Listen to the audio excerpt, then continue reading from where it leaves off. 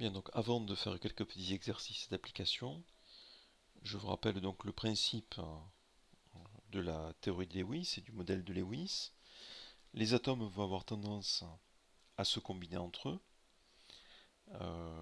en mettant en commun leurs électrons célibataires. On verra plus tard ce que c'est que les liaisons donneur-accepteur, mais pour l'instant on va se contenter de dire ça.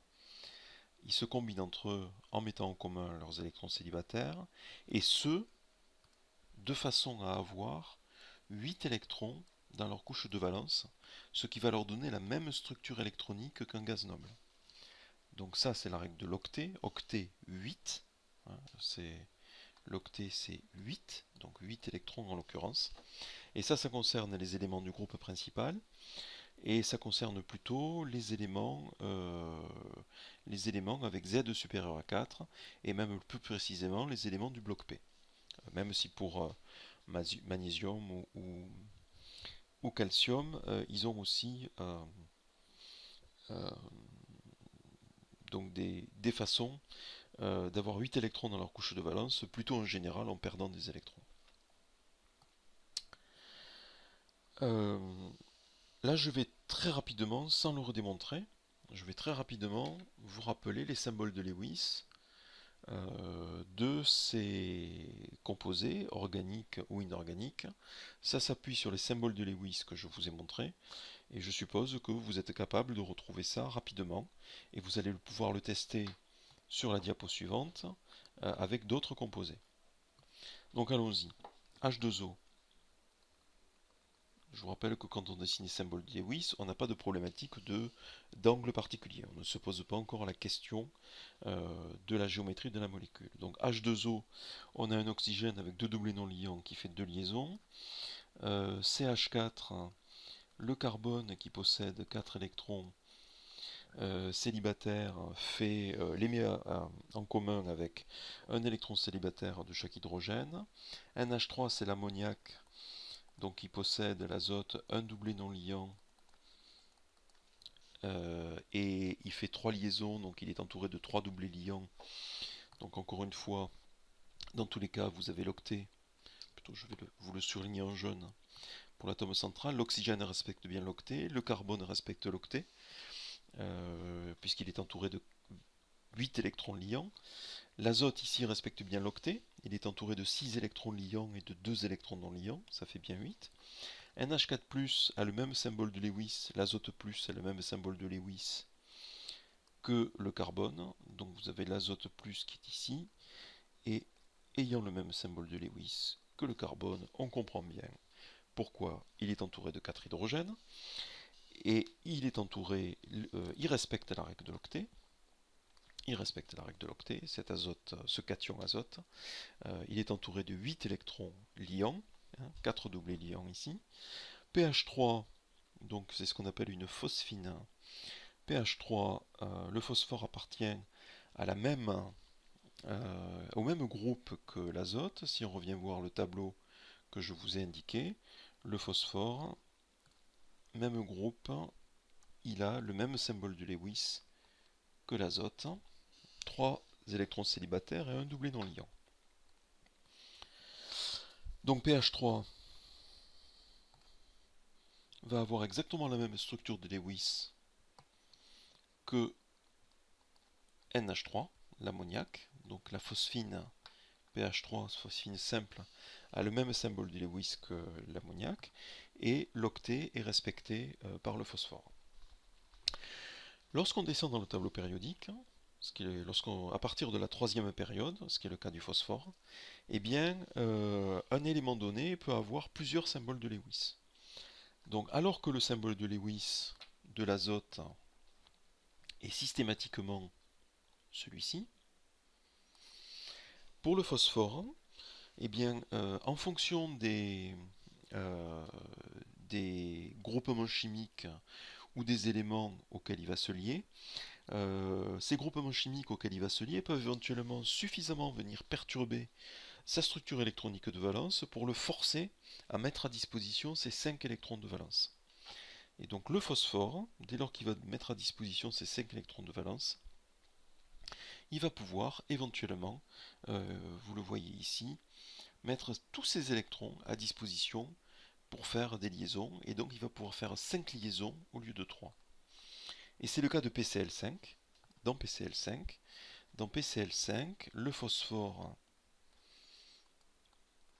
met à disposition avec chaque atome de chlore un de ces 5 électrons.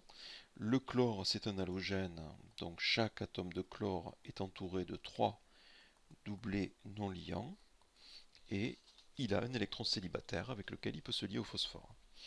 Et cette fois-ci, on a une exception à la règle de l'octet. On parle ici d'un composé hypervalent. On parle d'un composé hypervalent.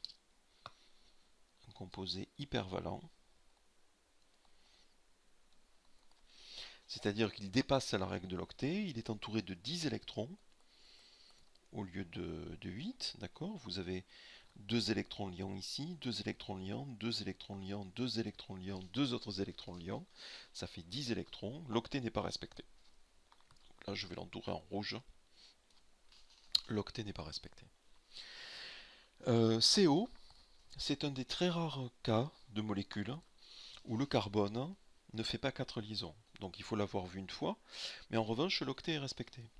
Donc il y a une réorganisation assez forte de la structure électronique, de telle sorte que l'octet est respecté. Donc vous avez ici le carbone qui fait 3 liaisons avec l'oxygène, et vous voyez que en même temps, alors que l'oxygène fait d'habitude 2 liaisons seulement, là l'oxygène fait 3 liaisons. Donc l'oxygène fait 3 liaisons au lieu de 2, le carbone fait 3 liaisons au lieu de 4, mais ça permet comme ça à chacun de ces éléments d'être entouré de son cortège de 8 électrons. Donc l'octet est respecté par les deux espèces, par les deux entités ici. H-, c'est un exemple d'application d'un oxygène chargé négativement. Donc H-, vous avez donc l'oxygène moins, qui est comme un halogène, il possède 3 doublés non liants et un électron célibataire, qui peut mettre en commun pour faire une liaison chimique avec l'hydrogène. L'octet est respecté. Voilà, c'est votre tour. Je vous ai donné 6 composés ici, organiques ou inorganiques. À vous de déterminer les structures de Lewis. Donc jouez le jeu. Je pense qu'avec les éléments de cours que je vous ai donnés, vous n'avez pas besoin d'aller chercher des réponses ailleurs. Essayez de vous creuser la tête sur la base de ce support de cours. Donc vous pouvez mettre en pause, la vidéo en pause.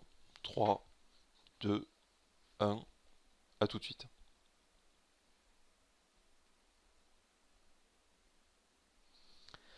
Ok, nous voilà de retour. Le soufre appartient au même groupe que l'oxygène. C'est un chalcogène. Le soufre appartient au groupe 16, qui est le groupe des chalcogènes.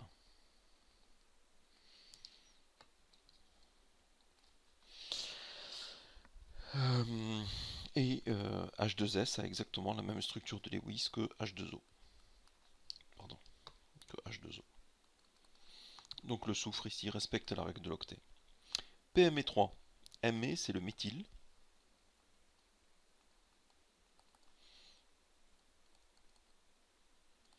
C'est la fonction méthyle.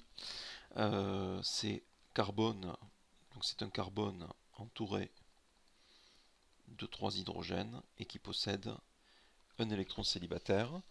Donc c'est plus pratique d'utiliser le symbole Me. Donc PME3, c'est exactement la même structure de Lewis que PH3. Vous avez simplement, au lieu que ce soit des hydrogènes qui apportent leurs électrons célibataires, ce sont des méthyles. Donc voilà le phosphore dans PME3, et le phosphore ici respecte la règle de l'octet, et chaque carbone du méthyle respecte la règle de l'octet aussi. PF5, ça va être exactement comme PCl5, c'est un composé hypervalent.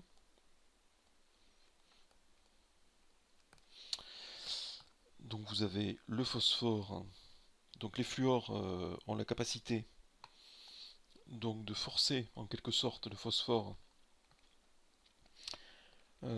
les fluors, pardon, oui, ont la capacité à forcer en quelque sorte le phosphore à mettre euh, ces 5 électrons à disposition. Chaque fluor est entouré de 3 doublés non liants. Voilà pour le phosphore PF5. Et donc ici, on a le phosphore qui ne respecte pas la règle de l'octet. C'est un composé donc hypervalent, donc avec un excès d'électrons dans sa valence. Cn-, c'est exactement comme CO. Donc si vous regardez le tableau périodique, vous avez le carbone, l'azote et l'oxygène. Donc si l'azote possède donc l'azote, son symbole de Lewis habituel, c'est celui-ci. Mais s'il est N-, ben, il va avoir le même symbole de Lewis en tant qu'azote- que l'oxygène, c'est-à-dire 2 électrons célibataires et 2 doublés non liants.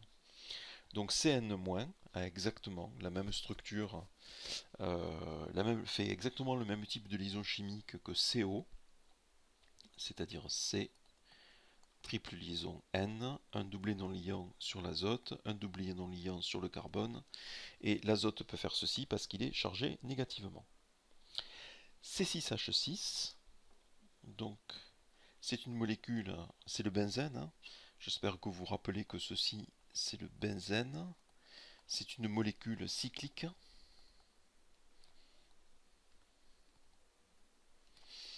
Vous avez chaque carbone qui est lié à son voisin comme ceci. Chaque carbone est lié à un hydrogène extracyclique, donc un hydrogène en dehors du cycle. Voici. Donc ça, vous avez ici les hydrogènes qui, comme d'habitude, ne font qu'une liaison simple, ça c'est normal, voilà, comme d'habitude, hein. Et en revanche, les carbones ne font que 3 liaisons. Ils ne font que 3 liaisons, je vais changer de couleur. Chaque carbone, tel que je l'ai dessiné ici, possède encore un électron célibataire que je n'ai pas encore apparié. Et pourquoi? Parce qu'en fait, il suffit de tracer des traits comme ceci. Donc on a une alternance de liaison double et de liaison simple. C'est une molécule qui possède des électrons pi. Donc c'est une molécule cyclique euh, possédant des électrons pi et qui est totalement plane. Bf3, donc si on veut représenter la structure de Lewis de Bf3, le bore possède une lacune électronique. Donc ça va permettre de bien illustrer cette notion de lacune. Une lacune électronique qui fait, chaque atome de fluor fait une liaison avec un des électrons célibataires du bore. Et vous voyez que le bore, ici, ne respecte pas non plus la règle de l'octet. Il ne respecte pas la règle de l'octet. Il est entouré de 6 électrons seulement au lieu de 8. C'est la raison pour laquelle on dit qu'il est déficient. On dit qu'il est déficient en électrons, parce qu'il est entouré de 6 électrons au lieu de 8. L'octet n'est pas respecté. Et c'est la raison pour laquelle on dessine ce petit rectangle ici, pour dire qu'il y a ici une lacune électronique.